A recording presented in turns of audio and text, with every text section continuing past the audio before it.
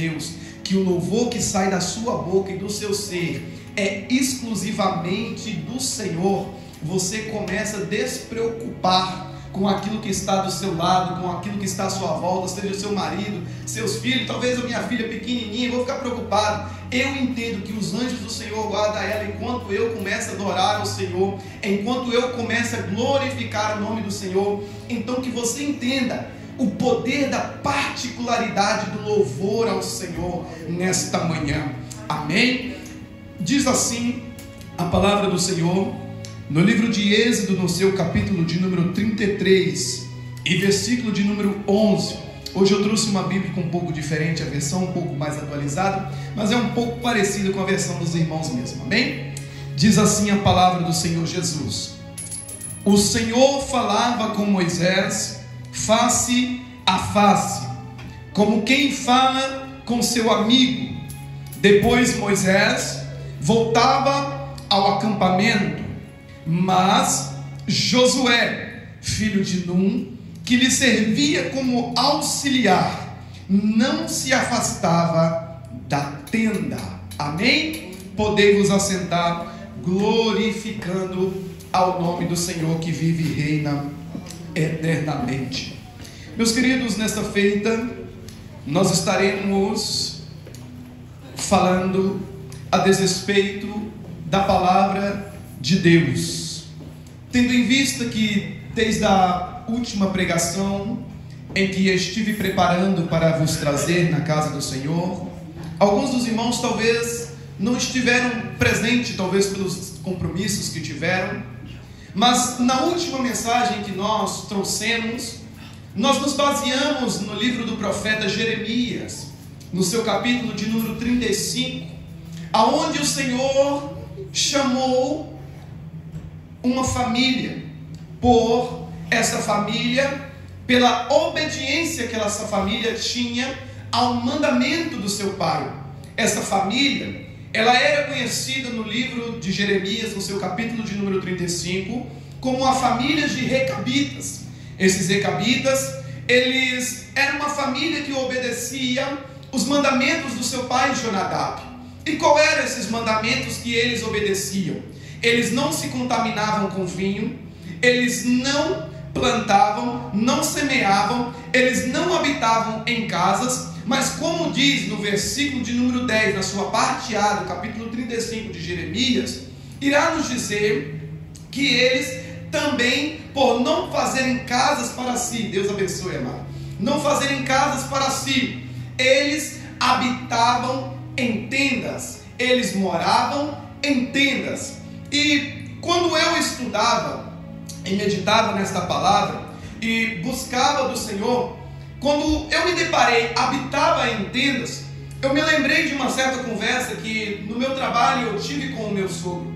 E nessa conversa, conversando com ele, ele falava comigo que o Senhor, em um tempo da história, ele deixou de estar presente no meio do arraial para estar fora do arraial, habitando aonde? Em tendas. Então eu comecei a pensar, mas que história é essa? Como assim? Gerou uma curiosidade no meu coração, em saber o que aconteceu, por que a presença de Deus não estava no meio do arraial, teve que estar fora das tendas. Então eu comecei a buscar nos textos, na palavra do Senhor, aonde nos deparamos com este capítulo de número 33, e nós vemos Deus falando com Moisés, que o povo aonde ele tinha tirado do Egito, quantos aqui lembram?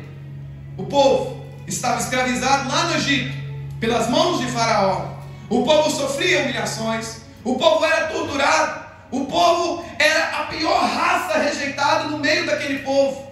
Mas o Senhor, diz a palavra de Deus, ele ouviu o clamor daquele povo, ouviu o gemido da alma do povo, que gemia sofrendo, e Deus enviou um libertador para libertá-los, porque Deus ouviu o choro e o clamor do seu povo. E diz a Escritura, a palavra do Senhor, que Deus desceu para livrar os seus. E o Senhor fez assim. O Senhor, Deus, Jeová, conhecido nesta época como o grande eu sou, libertou o povo hebreu das mãos de Faraó, do Egito, da escravidão, para que eles, em caminho ao deserto, pudessem ir para uma terra aonde mana leite e mel. Há uma promessa de uma terra que seria exclusivamente para eles. Haja em vista, meus amados irmãos, que a terra onde eles estavam habitando não era deles. A terra onde eles estavam sendo ali maltratados, e muitos deles sacrificando as suas vidas pelo trabalho ardil, aquela terra não era deles, mas sobre eles havia uma coisa. O que é que havia sobre eles? Uma promessa do Senhor, a promessa de herdarem uma terra aonde mana leite e mel. E a palavra do Senhor, Ele irá nos dizer que Ele fez assim, enviou o seu servo Moisés para que pudesse libertar o povo de hebreu das mãos de Faraó, e o Senhor tirou com mão forte, diz a palavra de Deus, eles da escravidão. Agora, saindo da terra do Egito, em caminho à terra prometida, eles irão se deparar com a primeira dificuldade das suas vidas. E qual foi? O grande mar vermelho. E olhando eles para aquela tão grande mar imenso que perdia de vista, eles agora irão olhar para trás e ver o exército de Faraó com seus soldados, com seus cavalos, marchando com ódio no coração para destruírem o povo de Deus. E agora eles irão começar a se desesperar. Agora eles vão começar a falar com Moisés: Moisés, tu nos trouxestes até aqui para nós morrer?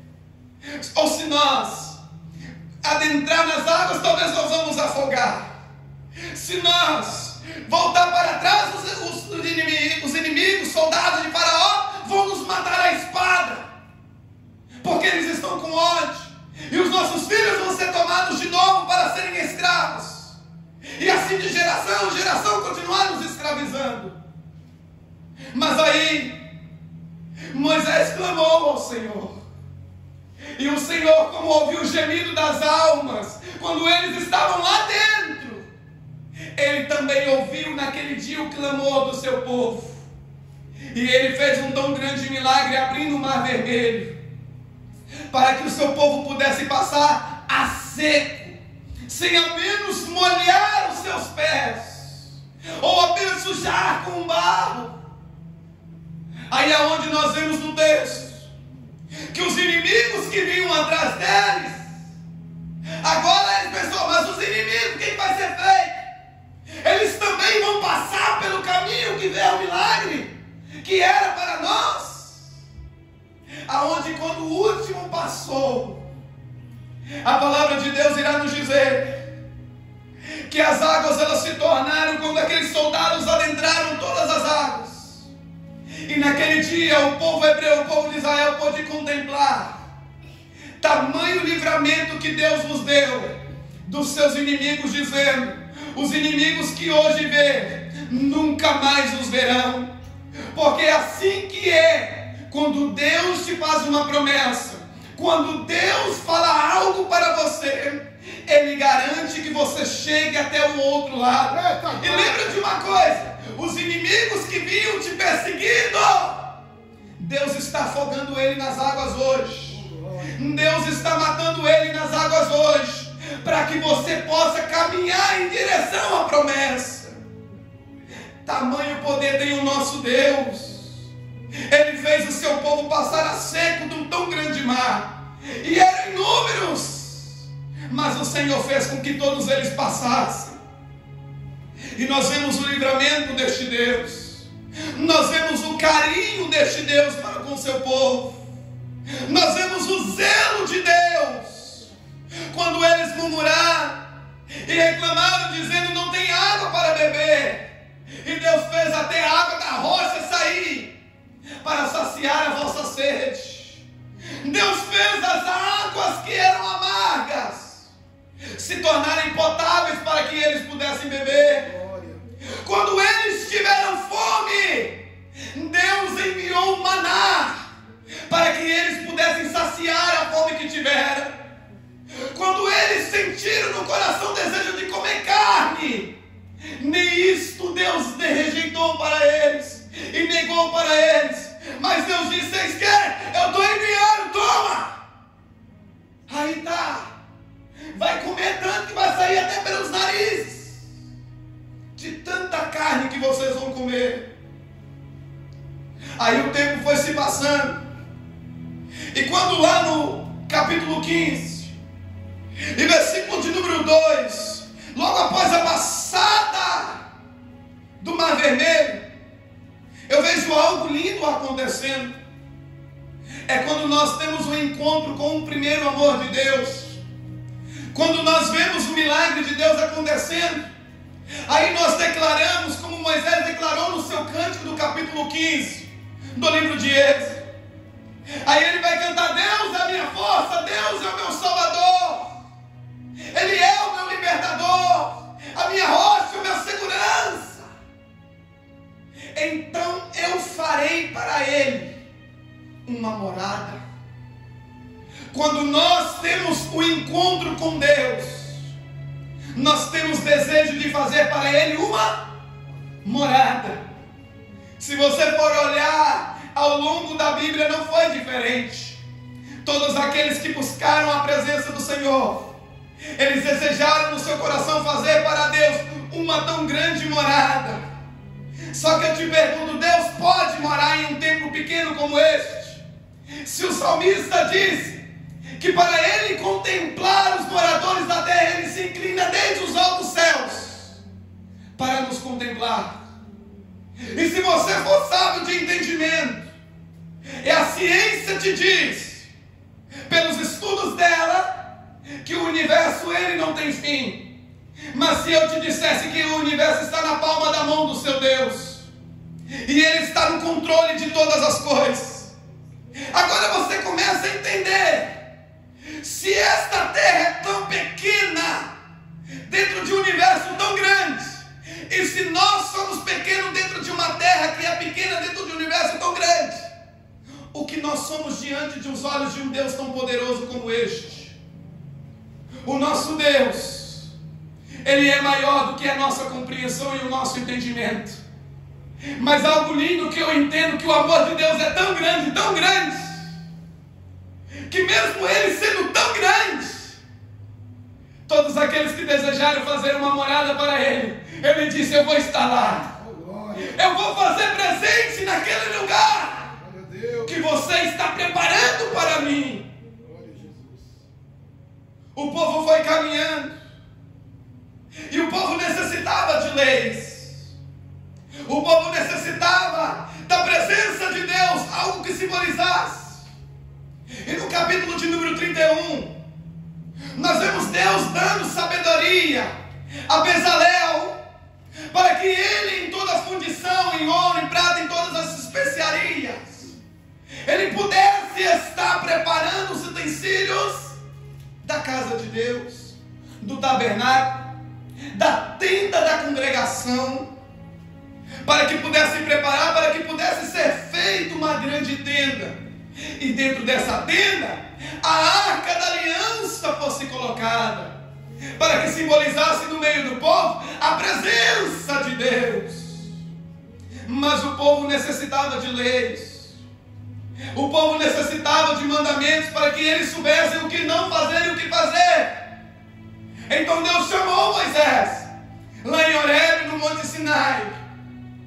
Deus chamou Moisés, e Moisés subiu ao monte Sinai, e o Senhor passou para Moisés as tábuas da lei, escritas pelo dedo de Deus, para que o povo estivesse sobre a lei do Senhor e conhecesse a lei de Deus.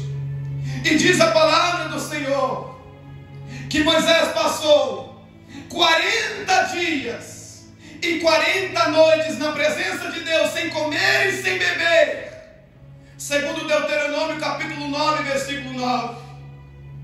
Ele passou na presença de Deus 40 dias e 40 noites, na presença do Senhor, recebendo mandamentos para o povo,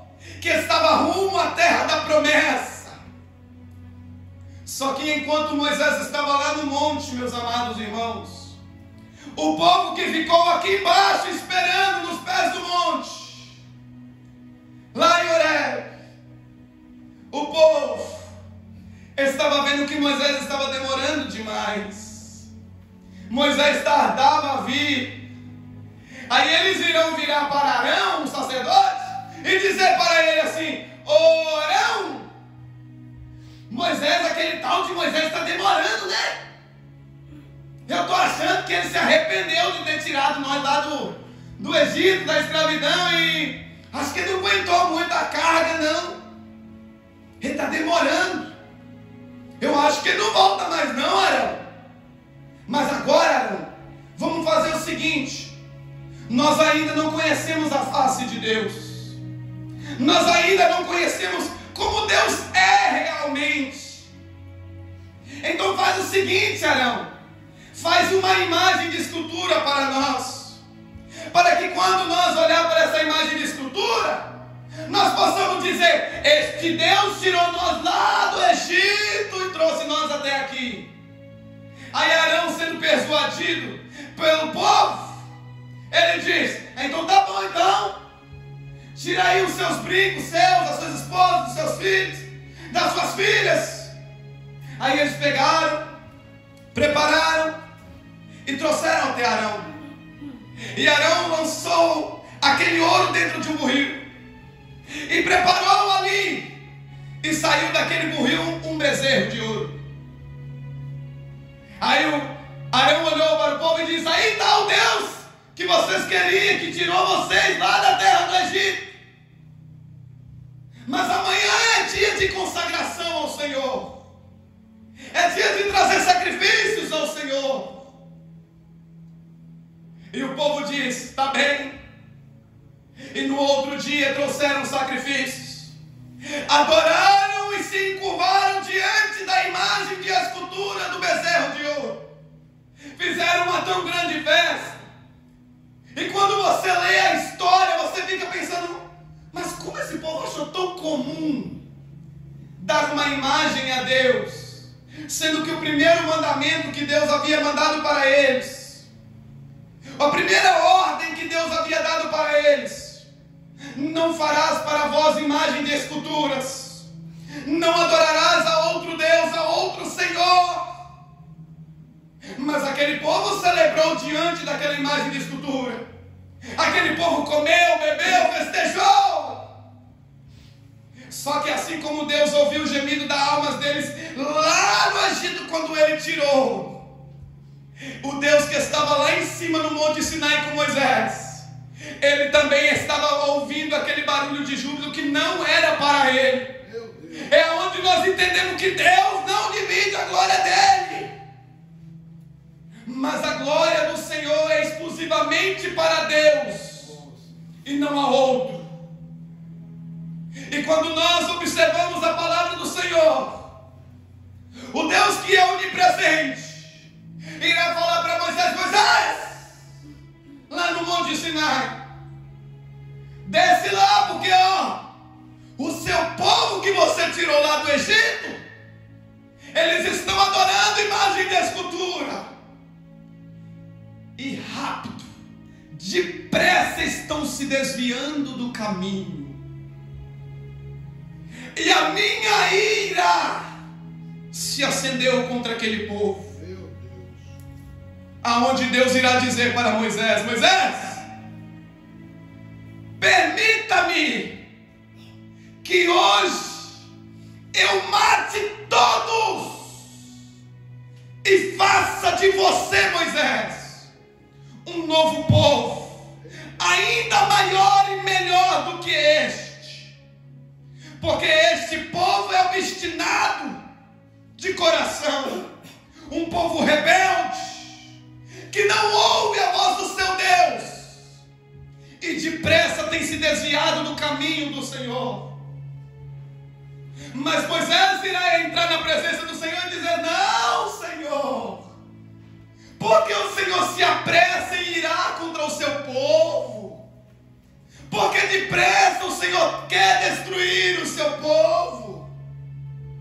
Ó Senhor, Lembra-te da promessa que o Senhor fez a teus servos Abraão, Isaque e Jacó. Lembra-te, Senhor, que tu disseste que da semente deles descenderiam tantos, como a areia da praia, como as estrelas do céu. Oh, Senhor, o que o povo lá do Egito, o povo vizinho vai falar do Senhor? O Senhor tirou o povo lá do Egito, fez uma promessa para eles de uma terra prometida que manda leite e mel. Aí aqui no deserto o Senhor vai matar eles porque pecaram contra o Senhor? Não, Senhor. Mas arrependa-te hoje de fazer tal mal contra o teu povo, Senhor. Então o Senhor, por causa de Moisés, da intercessão que o teu servo fez, irá permitir aquele momento de ira se passar e não mataram o povo naquele dia. E quando Moisés desceu lá do monte Sinai, 40 dias e 40 noites, passou na presença do Senhor, sem comer e sem beber. O moço que estava com ele, Josué, estava do seu lado, pois não o deixava. Ele começou a ouvir um certo barulho. Aí ele disse ao seu senhor: ô Moisés, eu acho que está tendo guerra. Eu acho que está sendo invadido o arraial. Eu acho que estão tentando destruir. Esse barulho é de vitória ou é de derrota? Aí Moisés disse para ele: esse barulho não é nem de vitória nem de derrota. Esse barulho é de alguém que está cantando. Só que cantando para um Deus que não é Deus. Então Moisés chega com as tábuas da lei nas suas mãos. E naquele momento frustrado, irado ao ver ao povo oferecendo sacrifícios, aquela imagem de escultura, aquele bezerro de ouro, nós observamos quando ele quebra as tábuas da lei diante do povo, entristecido, chateado, magoado pelo que o povo havia feito.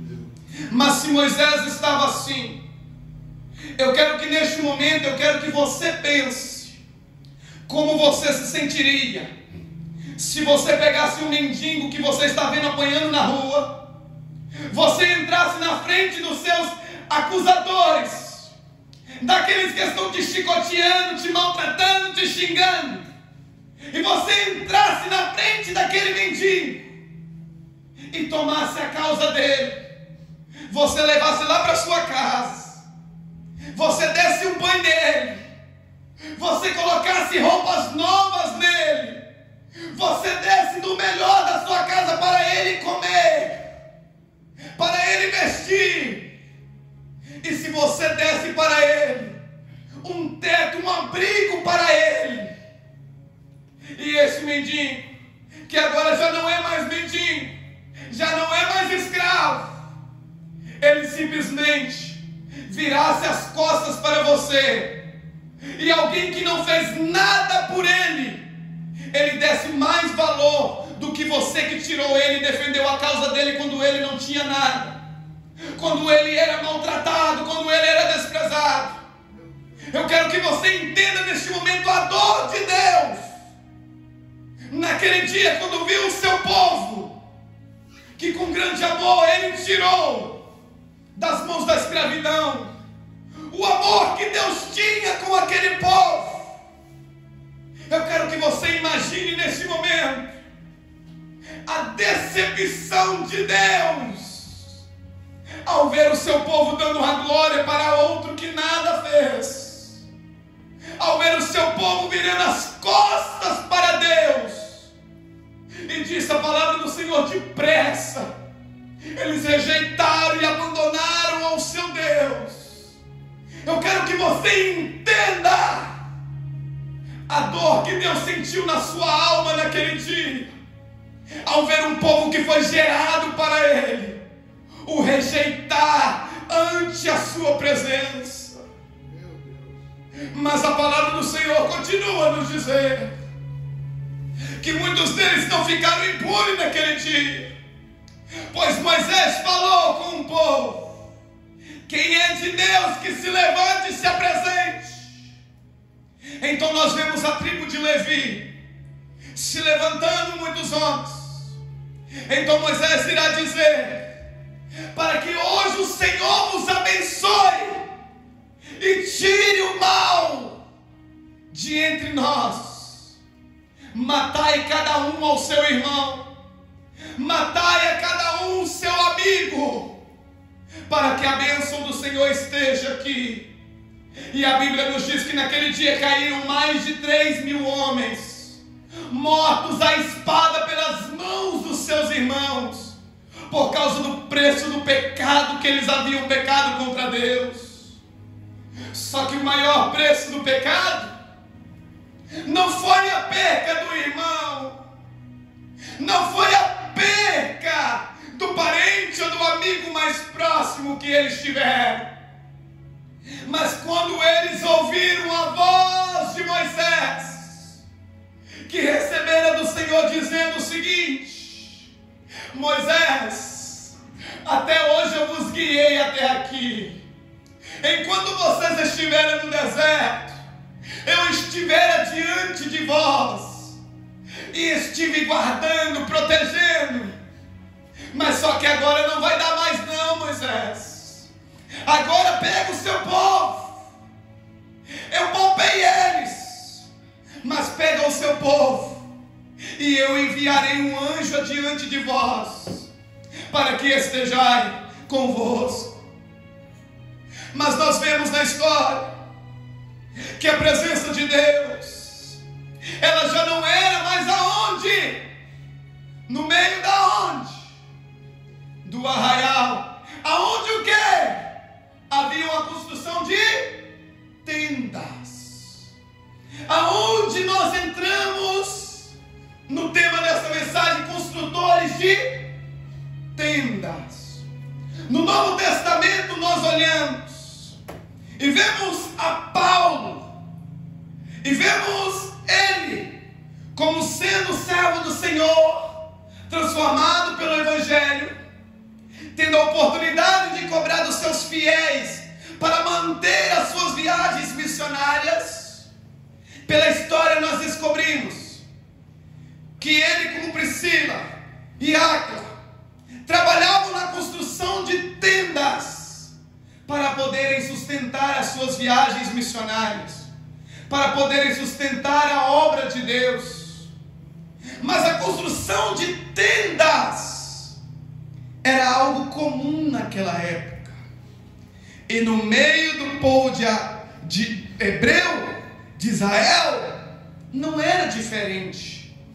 Mas sabe o que fazia diferença para aquele povo? É porque as tendas que eles construíram naquele arraial tinha a presença viva do Deus vivo naquele dia, naquele local. A presença de Deus era real no meio do povo, mas por causa do pecado do povo, a presença de Deus já não se fazia mais presente no meio das suas tendas. A presença de Deus já não se fazia presente no meio daquele arraial.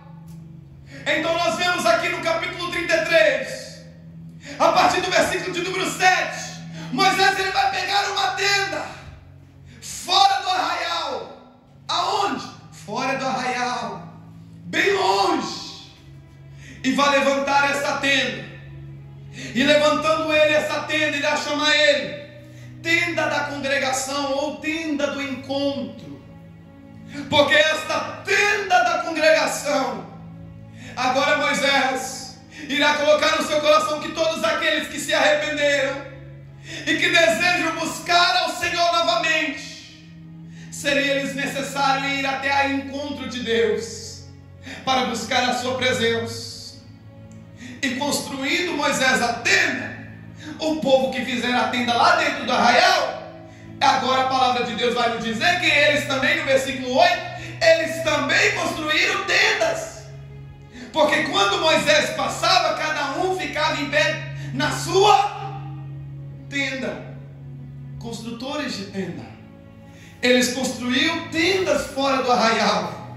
E quando Moisés passava, eles olhavam Moisés pelas costas.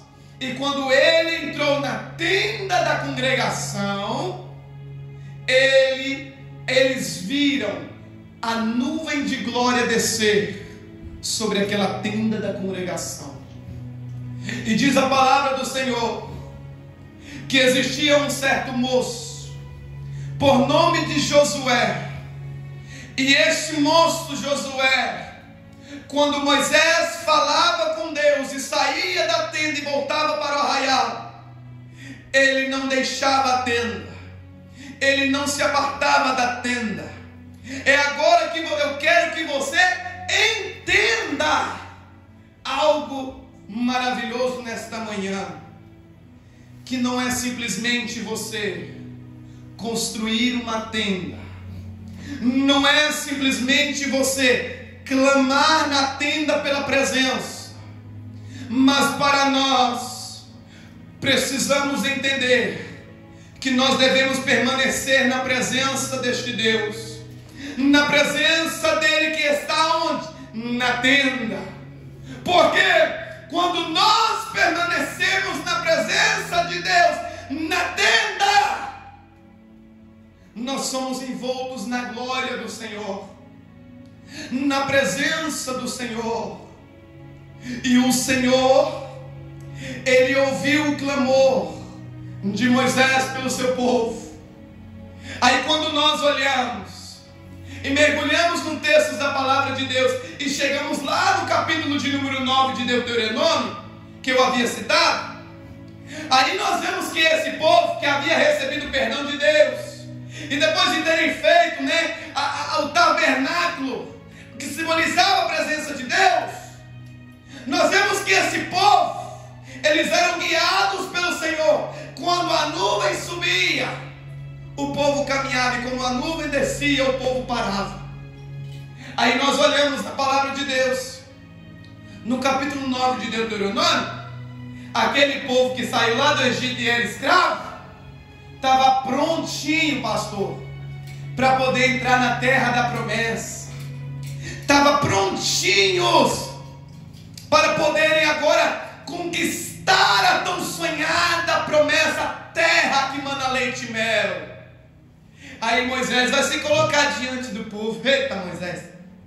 Aí Moisés vai começar a falar com o povo. Olha, hoje o Senhor, escuta bem, hoje o Senhor vos fará passar pelo Jordão. Hoje o Senhor vos fará alcançar a terra prometida, que ele havia prometido a vossos pais Abraão, Isaque e Jacó. Hoje o Senhor irá vos fazer conquistar aquela terra de gigante, cujo vocês não têm forças para vencer. Hoje o Senhor vos fará entrar na terra aonde vocês não podiam conquistar, mas diz o Senhor: eu irei diante de vós para vos dar a terra que vos prometi. Aí o homem vai dizer, Moisés irá dizer: vocês acham que vocês vão conquistar a terra da promessa porque vocês foram justos? Porque vocês foram bonzinhos demais? Aquele filho que faz tudo que o pai quer durante o mês, no final tem a mesada. Você acha que é por causa disso? Mas não é por causa da justiça de vós e nem do vosso coração, mas sim pela iniquidade do povo, dos cananeus, dos ferezeus, dos jebuseus, dos amorreus e de todos os outros. Todos esses prevaricaram e pecaram diante dos olhos do Senhor. Por isso que vós hoje conquistarão a terra. Então se é por isso, então ainda é pela minha justiça. Não. Não é pela sua justiça, mas o Senhor tem feito hoje vós conquistar a terra. Porque Deus, escute bem, quando Ele faz uma promessa aos seus servos, Ele é fiel para cumprir. E Ele havia feito a promessa a Abraão, a Isaque, a Jacó, a sua geração vindoura. e o Senhor estava pronto para vos fazer cumprir naquele dia. Só que Moisés não podia deixar eles esquecer de algo. Vocês não foram justos diante dos olhos do Senhor. Mas eu quero que vocês se lembrem de que com grande pecado vós pecaste contra Deus naquele dia, lá nos pés do Monte Horebe. Com grande pecado pecaste, provocando a ira de Deus, que vos queria consumir e vos estipar sobre a terra.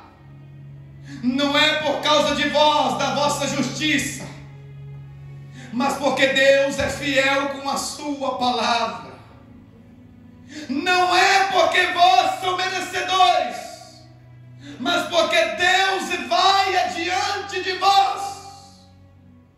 A sua presença é que vos fará conquistar a terra prometida.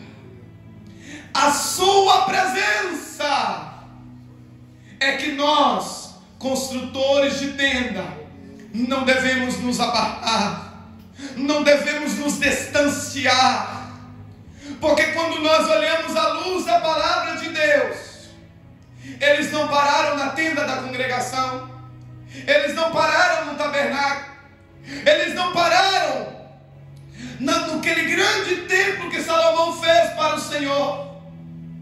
Mas o homem tentou várias e várias vezes construir templos e tendas para que a presença de Deus pudesse estar no meio deles. Mas escute bem, igreja do Senhor, todos eles falharam, porque as vossas tendas foram destruídas, os vossos templos foram destruídos. Como diz o Salmo 70, versículo 78 e versículo 60, o Senhor deixou, abandonou o tabernáculo de Siló. O Senhor deixou, porque não quiseram ouvir a voz do Senhor seu Deus. Não nos adianta, meus amados irmãos, construir tendas, clamar pela presença de Deus, se você todos os dias não permanecer na presença deste Deus. Achar que a experiência que você vive é apenas para aquele momento. Mas escute bem, e o moço Josué, filho de Nun, permaneceu, não se afastava da tenda. O Senhor está abrindo nossos olhos nesta manhã para nos alertar o quê? Para que nós não possamos nos apartar da presença do Senhor. Aleluia. Você se lembra das tendas? Você se lembra do templo construído? Naquele dia eles se regozijaram e agora disseram: Deus está no nosso meio. Foi destruído, não foi, com o tempo? Só que eu vim para te dizer algo grande da parte do Senhor.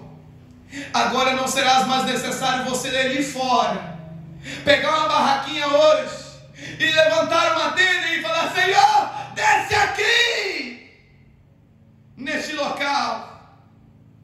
Mas eu quero te dizer, você já não é mais uma tenda, você não precisa fazer mais uma tenda, porque Deus fez de você uma tão grande tabernáculo do Senhor.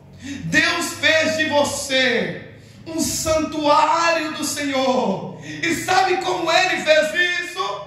Quando Jesus subiu ao céu, estava se ausentando aos céus, Ele disse: eu vou, mas eu vou deixar-vos um Consolador, o Espírito Santo, a saber. E o Espírito Santo de Deus, a partir daquele tempo, Ele mora onde? Na tenda? Mora dentro de você, mora dentro de nós, e Ele está presente nesta igreja neste momento. O Espírito Santo de Deus se faz presente neste local. O Espírito Santo de Deus faz morada em nós. E disse Paulo em 1 Coríntios capítulo 3 e versículo 16: não sabeis vós que sois templo de Deus e morada do Espírito Santo de Deus? E se você pensa que naquele tempo, como Moisés tinha a presença de Deus lá dentro do arraial, as tendas, eu vou levantar uma tenda nova lá fora e vou fazer de novo. Aí vou clamar a presença de Deus e a presença de Deus vai vir de novo. No nosso tempo, o templo que você é, diz a palavra do Senhor no versículo 17, que nós não podemos destruir o templo do Espírito Santo de Deus.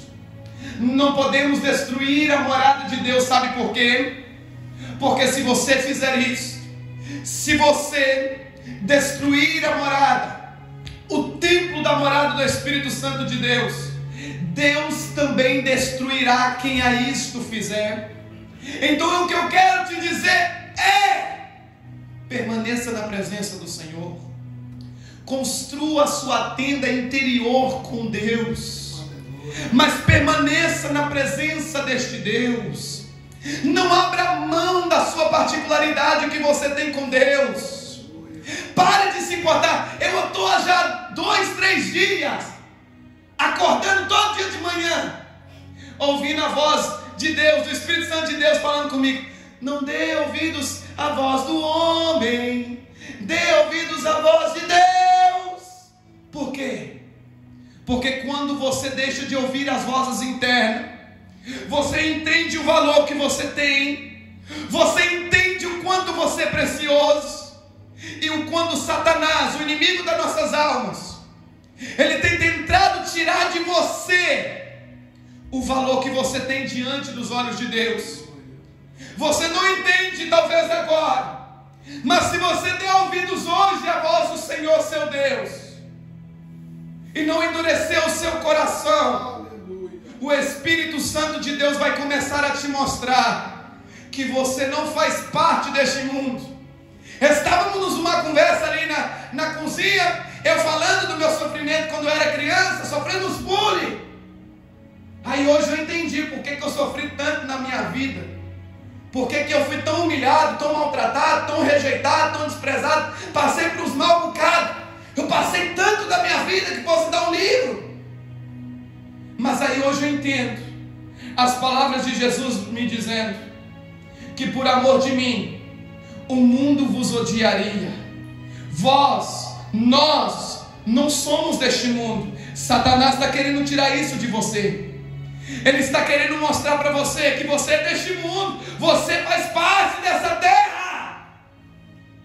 Mas entenda que você não foi chamado para viver o natural deste mundo, mas Deus te chamou para viver o sobrenatural de Deus. Deus te chamou para uma vida eterna.